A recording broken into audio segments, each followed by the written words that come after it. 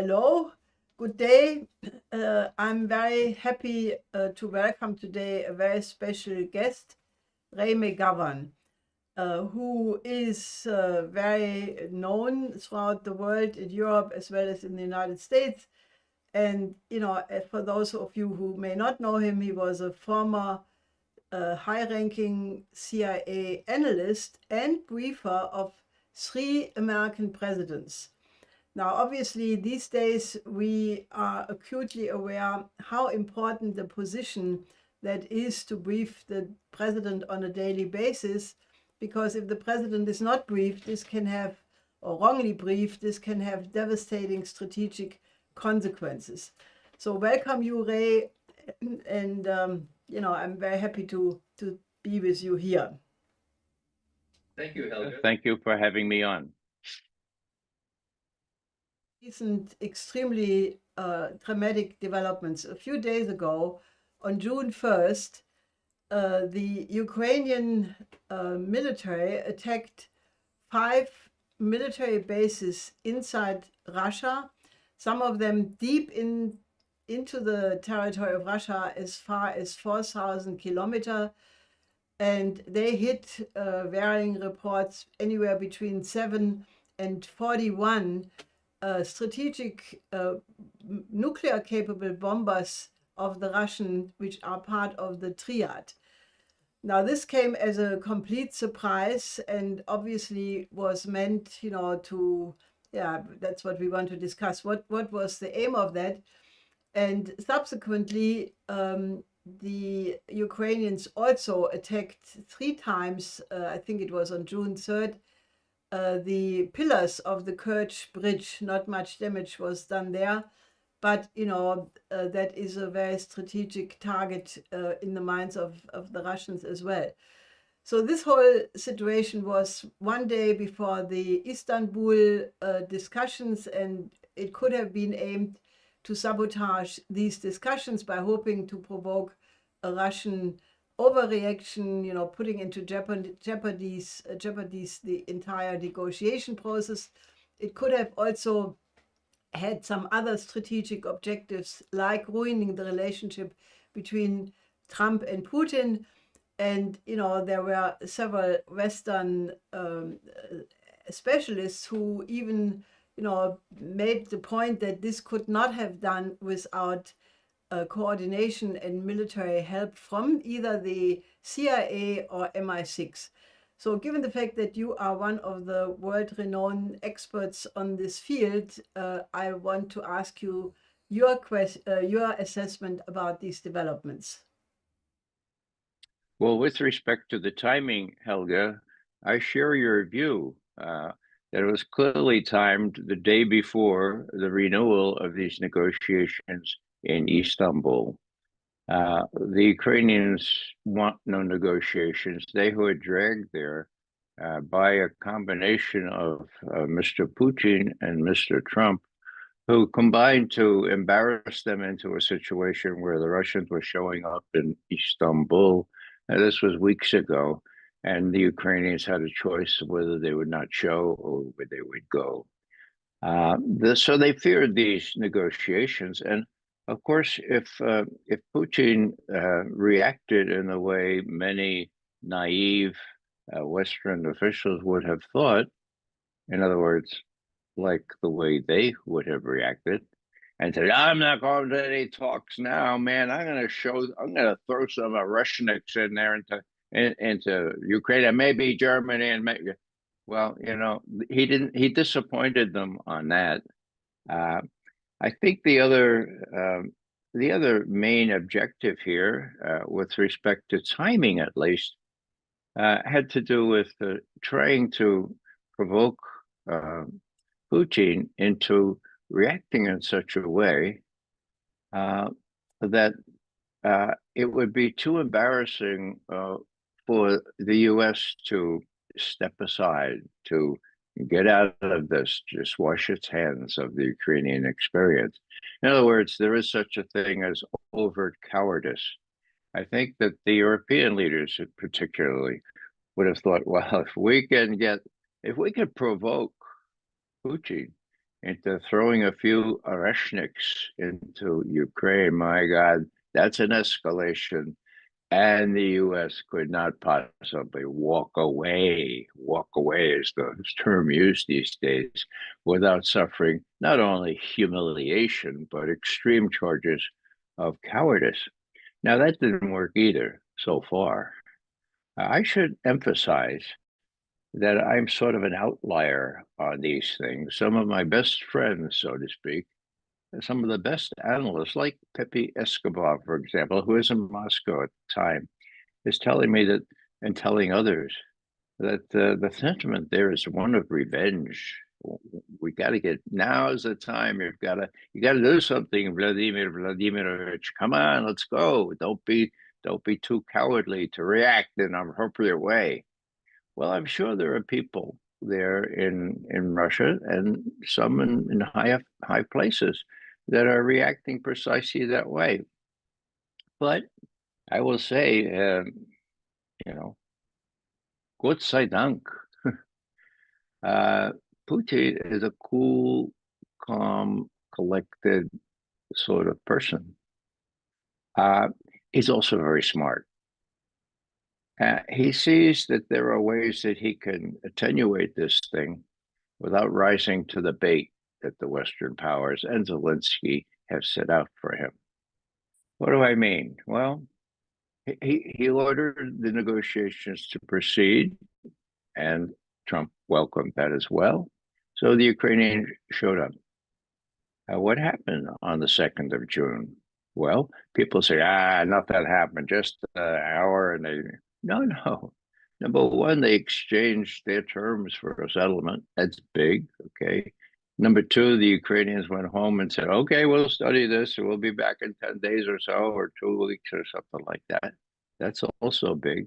And then on a humanitarian level, one may think these are small steps in the strategic picture, but my God, what was it, 6,000 frozen corpses from Ukraine that the Russians froze and now are giving back for proper, as they say, proper burial. That's big in my view. And they're freeing the young kids that were dragged off the nightclubs and the streets in Kiev. These things may not seem like much, but they are a start. Okay, the first round had an exchange of 1,000 prisoners on each side. So, what I'm saying here is that it is true that the positions of the both sides seem to be irreconcilable. Okay, but the negotiations are going on. Winston Churchill, whom I'm not fond of, but did say something sensible. He said it's better to jaw than to war. Now, that having been said, the war continues. And what's the war doing? The war is eventually resulting in complete defeat of the Ukrainian army, one of the twin aims of Putin when he announced the special military operation, destroying the Ukrainian army. Not about territory. It's about destroying the army. And, even Budanov, who's the military intelligence czar in Kiev, he predicted over a year ago that, come next June, we'll probably run out of soldiers and probably suffer a defeat. Well, it's June. Now, it's far from clear how many more weeks or even months the Ukrainians can persist. But there will come a time when somebody sensible in Kiev will say, well, we haven't shown much concern for these troops that have been put into the meat grinder, but there are none left. And, the Europeans are making big noises and beating their breasts, but come on. If the U.S. isn't in this mix, it's not going to work. And the U.S. isn't in this mix. So what do we do at that point? I think there will be successful negotiations. And people say, well, will Putin have enough flexibility to so that it's not an abject defeat? and retreat on the part of the West? I think so, Again, he wants to defeat the Ukrainian army. He wants to prevent the Nazis, who now are very, very influential in Kiev, from holding sway.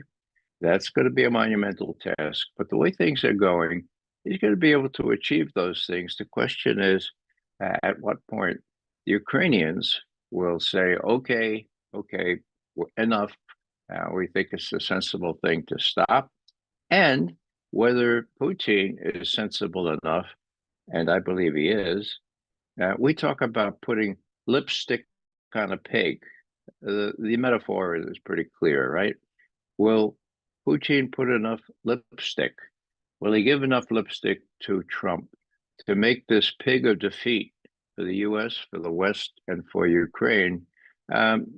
Make that pig look prettier, make it appear that it wasn't an abject defeat, that it was something else. It was a negotiated settlement. If Putin wanted to take over all of Ukraine, or God forbid, Poland, or even the Baltic states, that would be a different story.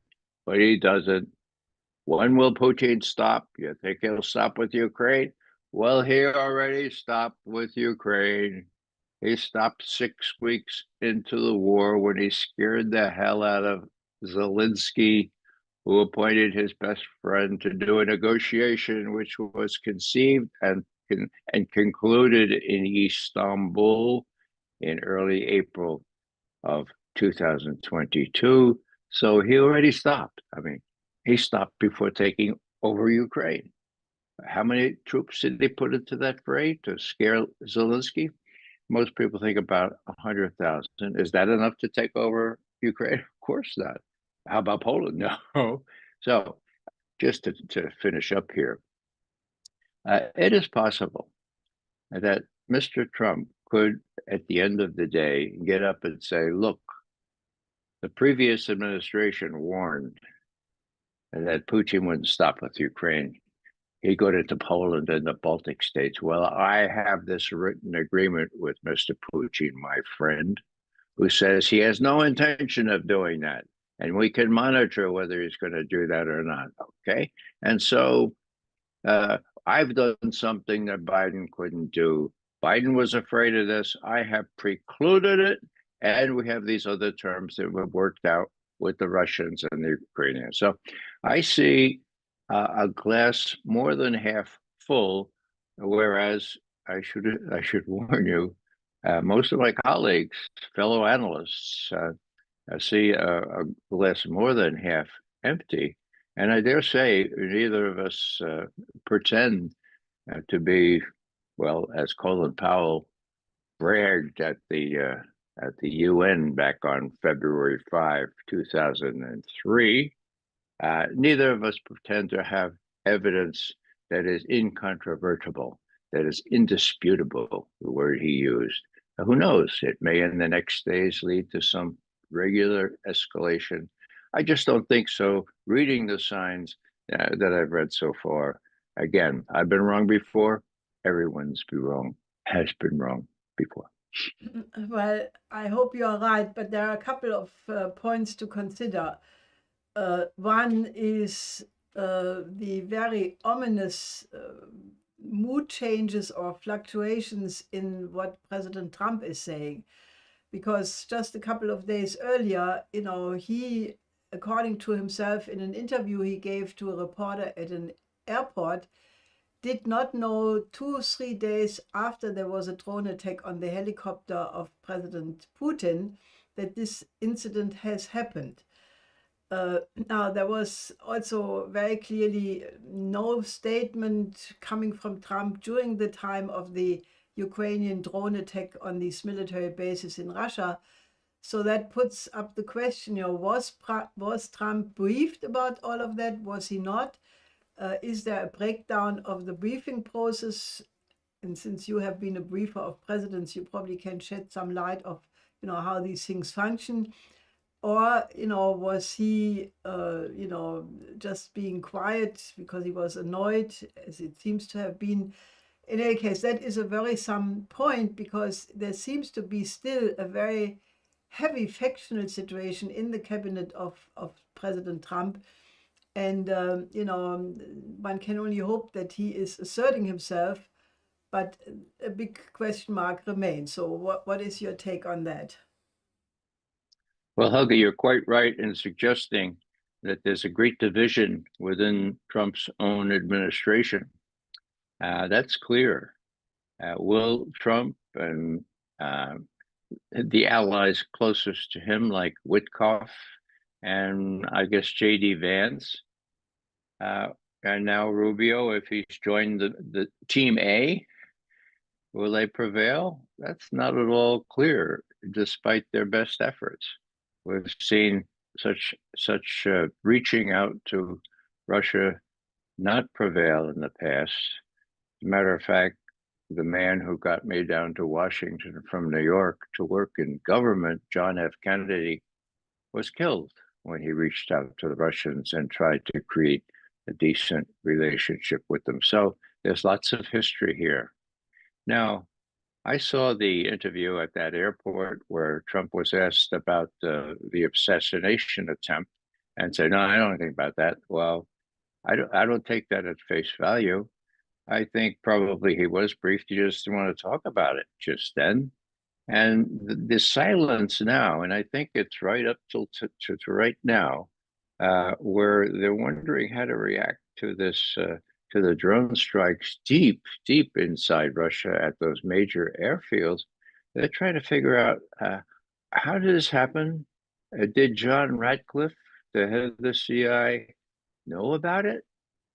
If he did, why didn't he tell the president? Well, at least J.D. Vance. And if he didn't, he ought to be fired. This is big deal. Did the previous administration not leave any papers on this? Did Jake Sullivan, the godfather of the destruction of Nord Stream 2, did he not brief Trump's people with respect to what was going on here? Now, I think it's just circumstantial evidence now. It's my theory. The British are great at blowing up things. They love to blow up things. They're real good at it, actually. They prefer bridges to blow up. But they're artful and they can do all kinds of blowing up. We've seen that all over the world, in the Middle East. Anyhow, it's my view that the British conceived this plan. I think that Bill Burns, the head of the CIA under Biden, and a couple of the people were fully aboard and briefed on this, and probably helped with some of the intelligence necessary. But I think it was mostly a British operation. And with some of the people now arrested by Russian authorities, I think it may become clear that that's the case. Now, what does that do? Well, I mean, Stammer is so Russophobic that it would be no surprise that he knew about it and let it happen. But it sort of gives Putin, when he's talking to his advisors, look, you want me to throw Oreshnik missiles into Ukraine or do even worse? Look, I have this relationship going with Mr. Trump. I'm going to talk to him about that. I'm going to see how much he knew about it. I suspect that he wasn't fully briefed. I know from what Sergei Lavrov, our foreign minister, said, that it looked like Rubio was completely in the dark when, to his credit, Lavrov called Rubio just an hour or two after the strikes occurred. Now, that's good. And this is an important point. In the old days, well, old days, my God, I don't think if Lavrov had Blinken's telephone number. I think Blinken gave him the wrong number, or at least, put it on pause or whatever, so he never heard it. This time, Lavrov calls Rubio, gets through immediately, and what does he do? Well, he talks about what's gone on. Now, the American readout is very sparse. It's so much bare bones. But the Russian readout says that Rubio expressed condolences for the sabotage of those two railroad bridges that he knew about and that had severe civilian casualties. Whoa.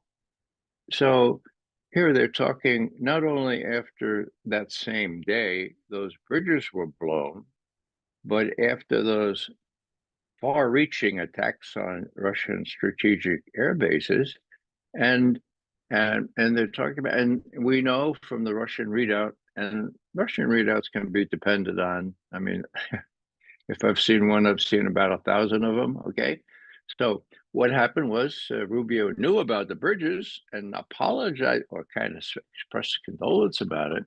You can be really sure that Lavrov said, "Look, Marco, did you know about this other stuff? Did you know about those long-range attacks on our air bases?" And this is just hours after they happened. Rubio may have said, "Well, what are you talking about?" Or he would have said, "Oh, that," and then he would have said, "My God, no, I don't think about that." Well, how about your president? Did he know? He would have told me for sure. So what I'm saying here is that whether or not Trump knew, and I think it's probable that he did not, that he was not briefed in detail on this, then Putin can avoid being provoked by reacting against Trump, with whom he has cultivated a decent relationship. That's the backdrop of all this.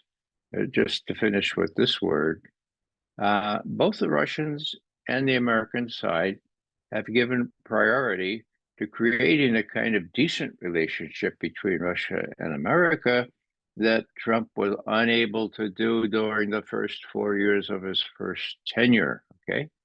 Now, one can come up with theories about why each side wants to do that and why each side gives absolute priority to that, but it's a fact. Okay. And I believe it to be true. And I think that's at work behind all this stuff. Given the equities as the Russians see the equities, with a president that, however erratic, however, well, he would, the president's spokesman, Peskov, when Trump said some of these most outlandish things, like, "I'm very angry, I'm not happy, I'm not happy." Peskov says, "Well, there's an emotional overcharge.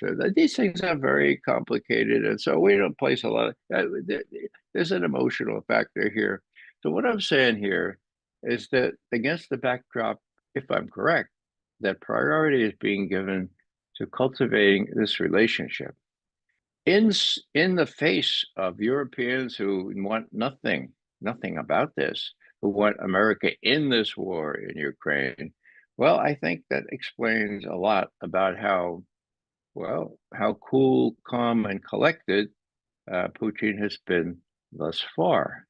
One caveat here: I am reliably informed that Russian ambassadors have been called back to Moscow to be briefed. Now, this happens about this time every year, but this bears the earmarks of something special.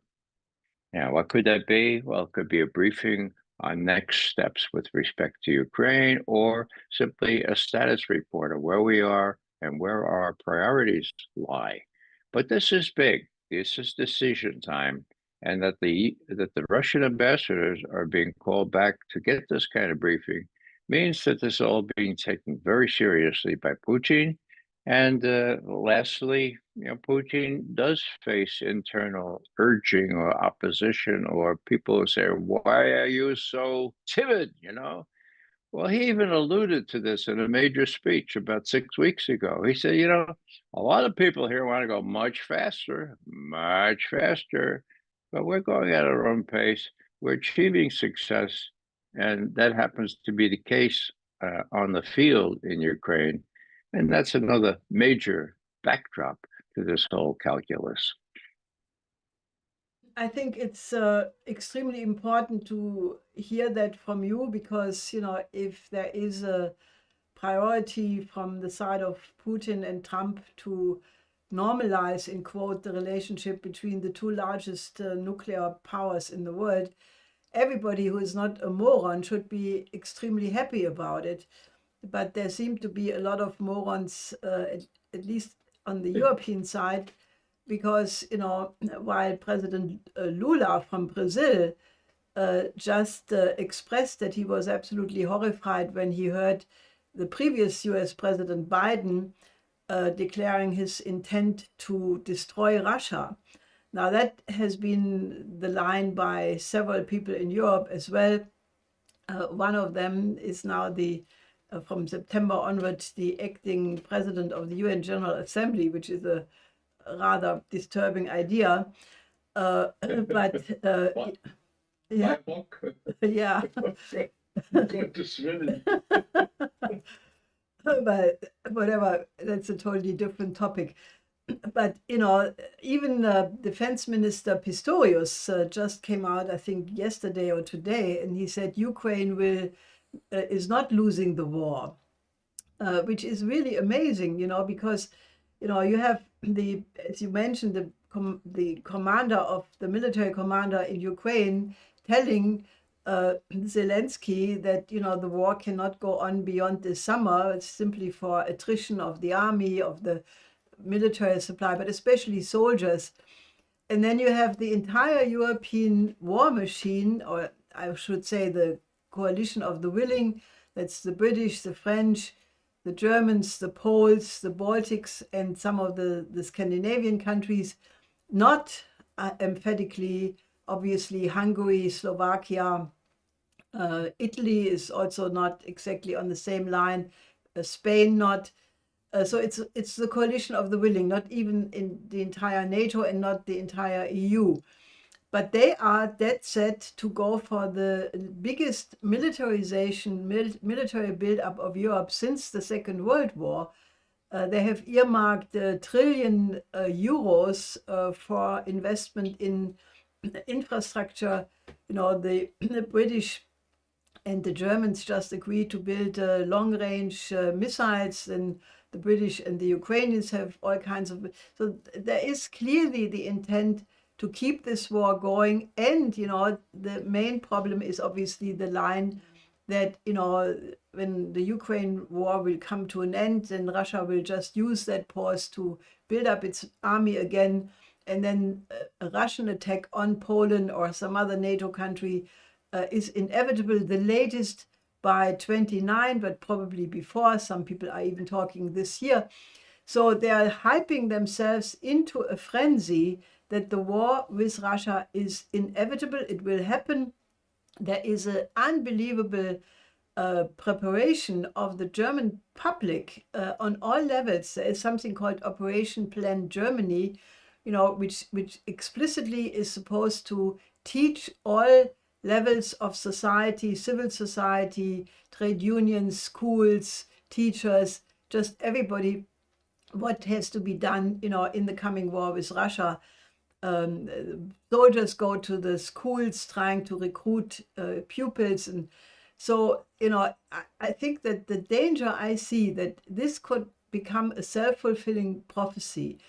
This could take longer, but it could also be short-term, given the fact that the new Chancellor of Germany, Merz, he has in the election campaign said that 24-hour ultimatum to Ukraine, that he would also send the Taurus missile. In the meantime, he pulled back a little bit while his coalition partner repeated the line that the Taurus should not be sent. But, he also said that he will in the future not reveal any decision. And there are some bloggers suggesting that the Taurus may have been delivered already and that training of Ukrainian soldiers is already taking place.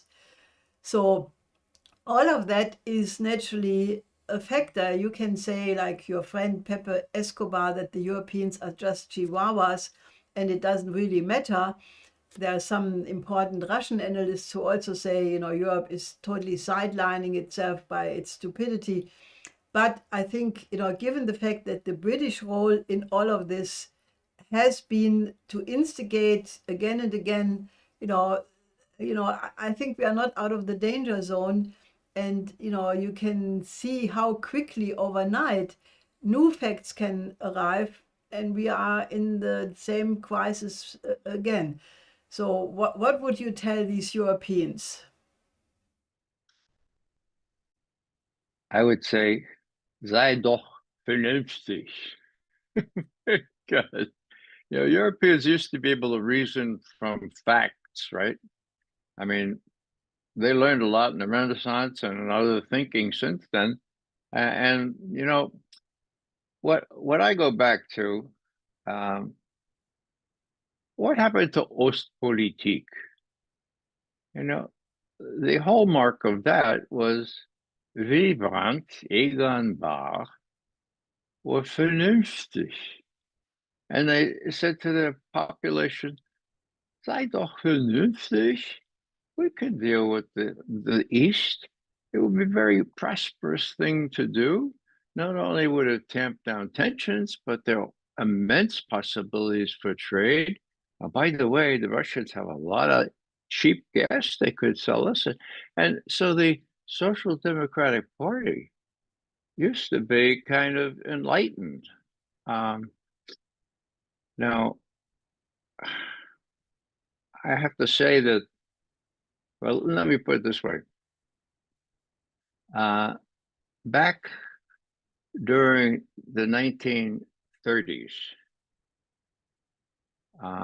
there was a German lawyer in Berlin. He was studying to be a judge. His name was Raymond Pretzel, okay? Pen name Sebastian Hafner. And the book is Die Geschichte eines Deutschen, a diary he kept at 1933, discovered in his attic by his daughter and published, and a big seller in Germany, I'm told. Anyhow, what he said was right after the Reichstag burned, the Germans exhibited what he called schlafsmäßige Ergebenheit, sheepish submissiveness, okay? They accepted all kinds of infringements on their personal freedoms just because the communists burned down the Reichstag. So is that a characteristic of the way Germans react to this cataclysmic stuff with propaganda in their ears? Well, Willy Brandt said, that's passé. We can deal with Russia.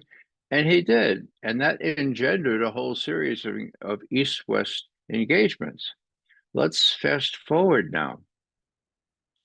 The Germans decided that the evidence that Iraq had weapons of mass destruction was not good. The French felt the same way. And so they refused to join the coalition of the willing. There was great anger in Washington. French fries were renamed Freedom Fries in the Senate and House cafeterias. Talk about puerile or at best adolescent reactions, okay? Well, that was the coalition of the unwilling, okay? We know this is a game, that it's not justified, that you are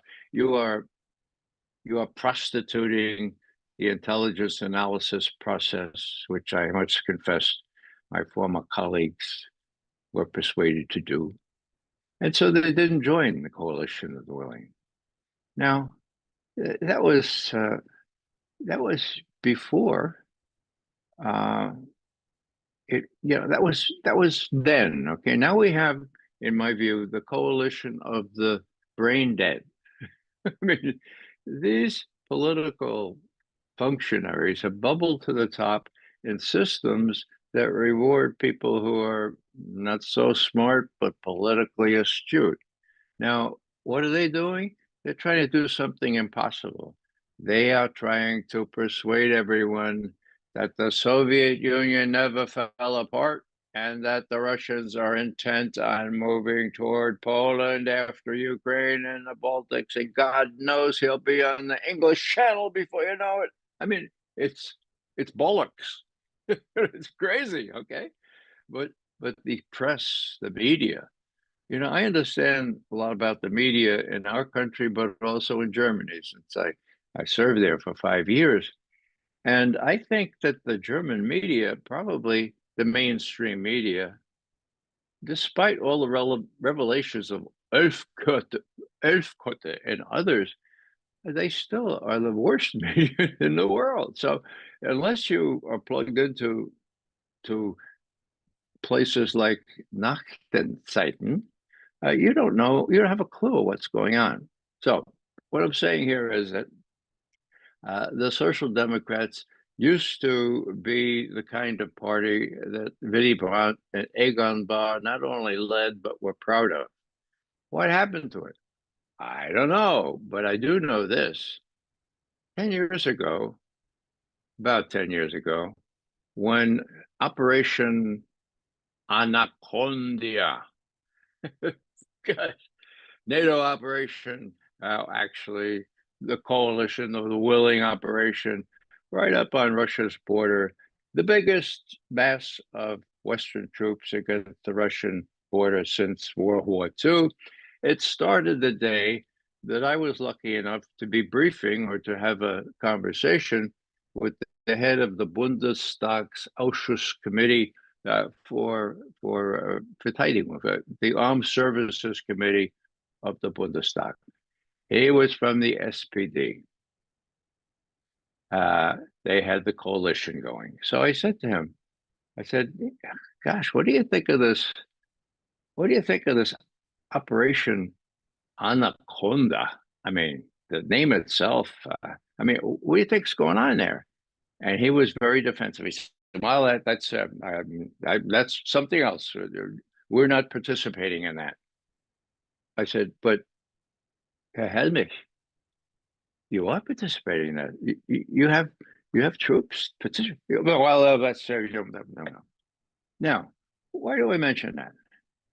My God, this is the chair of the Verteidigungsausschuss, okay, the Armed Services Committee, and he's embarrassed by it. He thinks it's a lousy idea, but he goes along.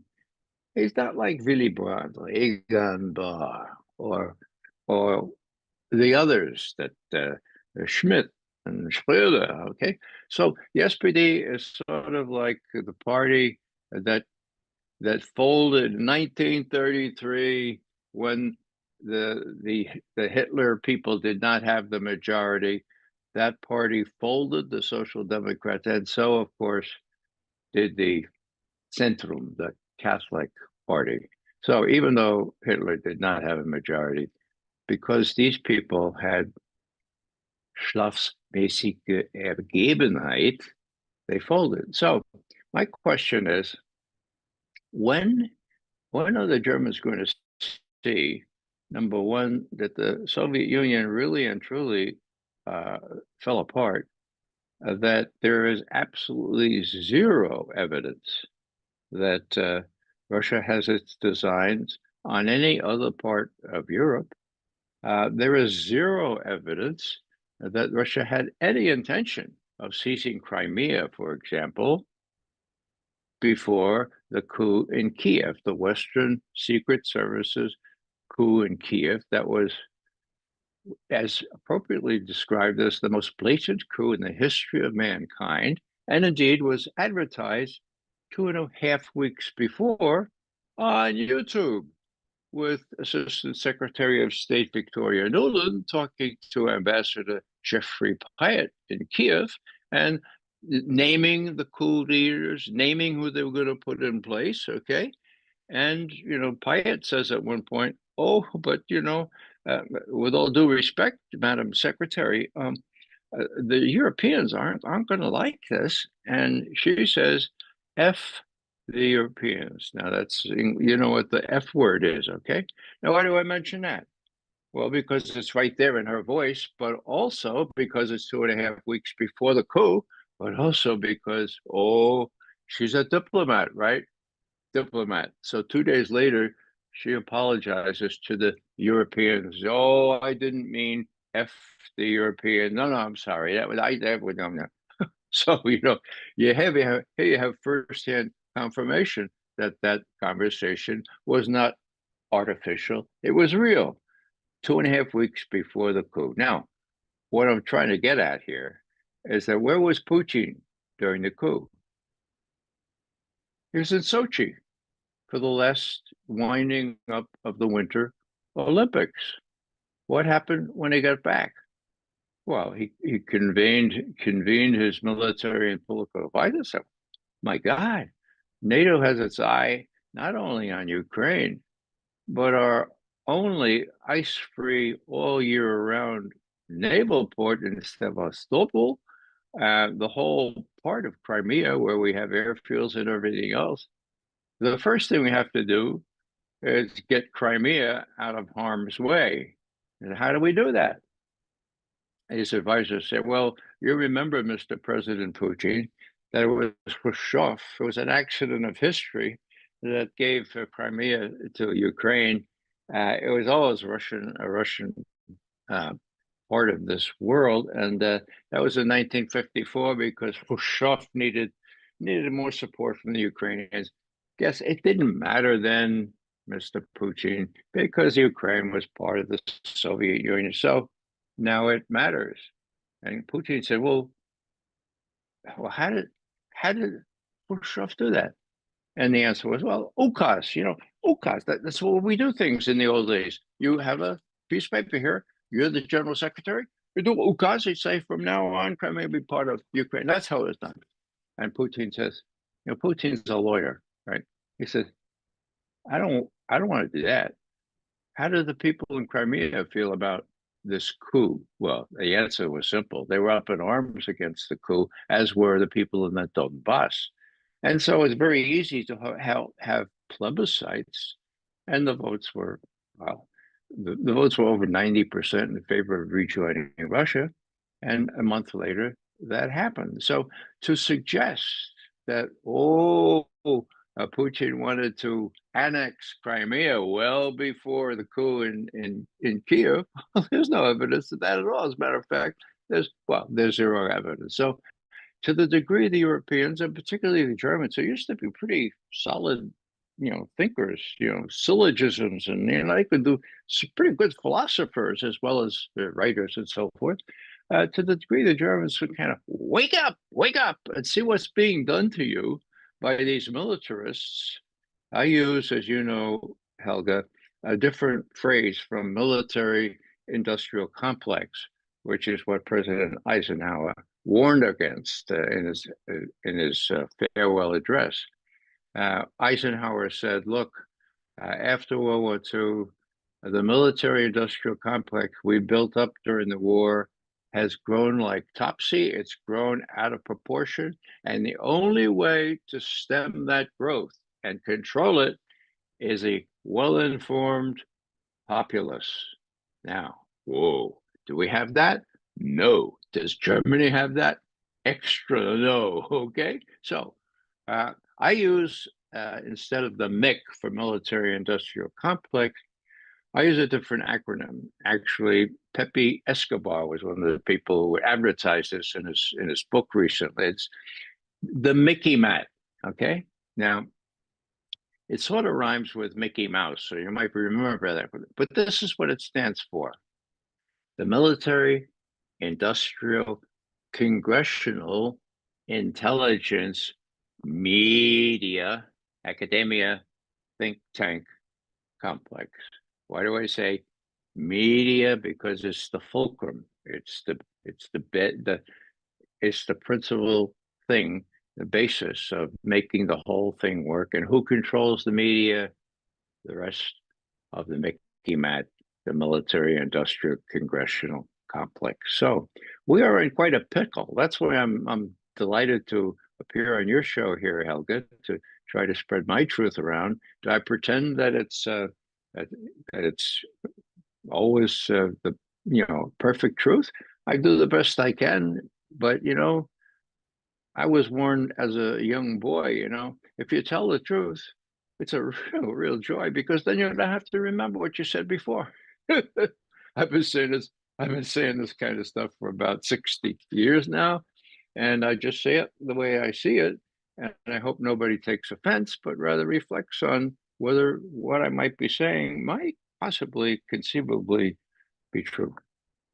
Well, I hope that especially many members of the social democracy are listening to what you have to say, because there is an amazing transformation going on, or has been going on since some time, and the present head of it, the finance minister Klingbeil, basically says that he even attributes the policy of Brandt and Barr and so forth as having been the reason why eventually Russia invaded Ukraine. I mean, it's a whole convoluted story. But there is, the Russians are much sharper. Even they say that, that a lot of what is coming from Germany is reminiscent of the same kind of policies which came from Germany 80 plus years ago, which it has not really sunk in the German debate. But given the fact that you mentioned the Mickey Mac, it is becoming increasingly difficult in Germany to do what you are rightfully advertising, namely to go by facts, to go by the truth. And it is amazing, how much the media is by now counting on the memory loss of people. I mean, like, for example, the Maidan coup. No, there's no coup. What coup are you talking about? There was a democratic transformation in the Ukraine leading to the present democratic government, and so forth and so on. So maybe I can ask you to say a word about our publication, the Daily Alert, because we are trying to analyze the events on a strategic basis. So could you say what you think about our efforts to do that? I will, but first a word about Steinmeier. Um, you know who Steinmeier is. He was foreign minister back in the day, and a good friend of his and a friend of mine got me an interview, almost with him, but in the end it was with his principal associate for Russia and so forth. And so I was, I was very cordial. I went in there. I had my tie on and everything. I was well behaved, and I started to talk about the coup in Kiev. And he looks at me and he says, "What coup in Kiev?" And I said, "Well, gosh, have you not heard the intercepted conversation between Victoria Nuland and Jeffrey Pyatt?" Ah, that doesn't. Is that all you got? I said, I guess we're proceeding from different factual basis here. And I tried to speak with him, but it was a lost cause, so I left. Okay. Now, this is a guy, well, next thing he became the German ambassador to Turkey. You could track him down. He was a very erudite guy, but why would he say what coup when Steinmeier was there, for God's sake? Steinmeier was there and is one of the people that persuaded Yanukovych to get out of town and let the secret services of the West raid the government buildings and get rid of the government. That's called a coup d'etat. So, all right, I feel strongly about that because I know that Steinmeier, even in my opinion, used to have a guten Ruf, nicht mehr. Now, let me talk about the Executive Intelligence EIR review. Man, I used to work in current intelligence at the CIA. That meant glorified journalists. You had to do something. You had to publish every day on main things that were going on, and you had to be right up to the morning before you gave that to the president. Now, you know what? The only outfit that I know is doing that now, it's the EIR. And just this morning, the first thing I did was get to my computer. I subscribe. I can afford whatever it was, 15, 20 bucks or whatever. I subscribe and I get exactly, well, who was it that had today? Well, it was really, it's the best thing available to get people up to date. And it's, very often more up to date than anything except breaking news from the New York Times, which often is just about sports or something like that. So, I'm I'm not getting paid for advertising anything, but my God, I was really surprised at the breadth and the depth of people. I don't know where they all come from, Helga. I don't know much about the Schiller Institute, but they are doing one hell of a job. And if I can persuade people they want to keep up on things, if they want to be informed, like President Eisenhower warned, you have to be if you're going to face down the military industrial complex. Well, the EIR is a good thing to look at in the morning. Actually, I look at it in the morning. I forget, maybe you all look at it as early as what would it be in the afternoon, I suppose, your time? Let me ask you a last question because unfortunately we are coming already on time. Given the fact that there is this incredible demonization of Russia, and you are an expert, you speak fluently Russia, you have recited many times Russian poetry. Just this morning, Kiesewetter, who is one of the, unbelievable. I don't know what fuels this guy. He is, spitting out hatred against Russia every day. This morning he came down, we have to break all cultural ties, we have to kick out the diplomats. How do you characterize that? Or maybe you can say something to our listeners, because, the Schiller Institute has been founded 41 years ago with the explicit idea that you have to have a dialogue of cultures where each nation and civilization presents the best of their cultural artwork and music, poetry, and learns about the other best. And that way you can learn about each other, you start to understand each other, you develop sympathy and sometimes even love. And without that, I cannot see how we will ever remedy the present really collapse of, it's a cultural collapse we have in the West. I think this Russophobia, I think it's almost a mental disease, but it has taken over the brains of so many people. What would you say about that? Well, unfortunately, I think you're right. Matter of fact, when I was in Russia, early May, with Oliver Stone, we had dinner given us by a very, very high official, very close to the president.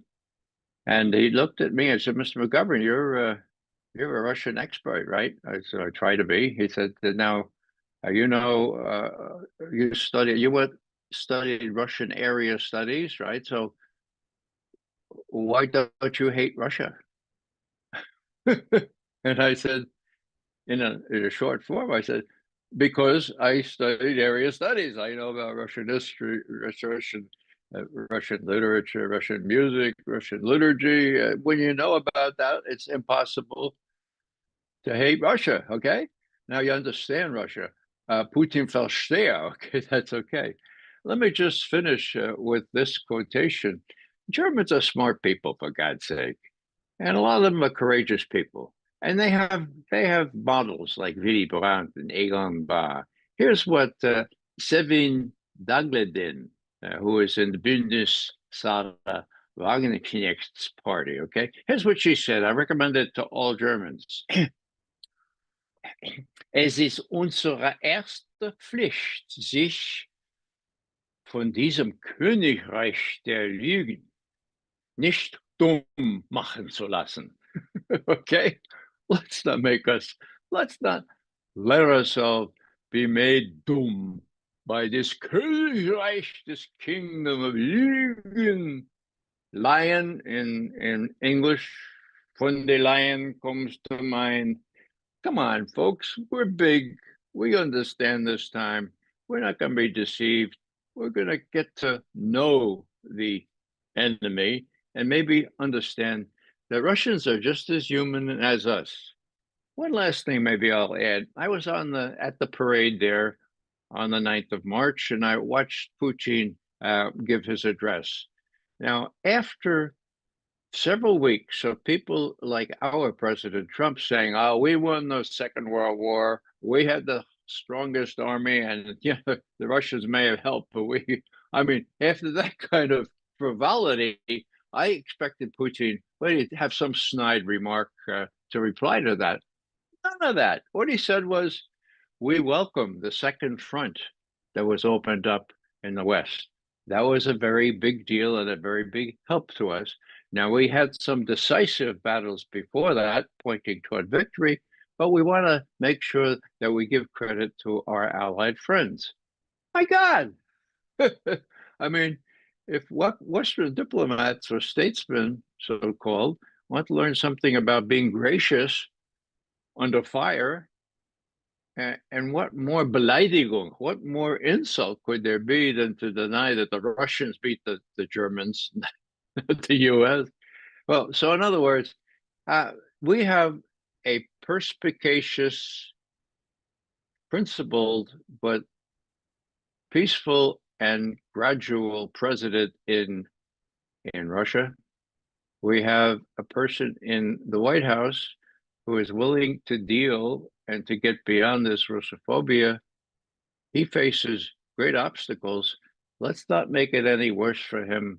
Let's study Russian history. Let's find out, for God's sake, who lost 27 million citizens during World War II. Well, thank you so much. I think it is extremely important for Germans, for sure, to hear an American who is so vernünftig. That is a pleasure. So I think if President Trump would be really smart, he would make you ambassador to at least one country and maybe more. So I want to thank you so much, and this whole history and the 27 million and what that should do to the way Germans should behave today. Maybe we have another discussion sometimes in the future. For today, I want to thank you very, very much, and I think it's very important what you have to say. Thank you. You're most welcome, Helga.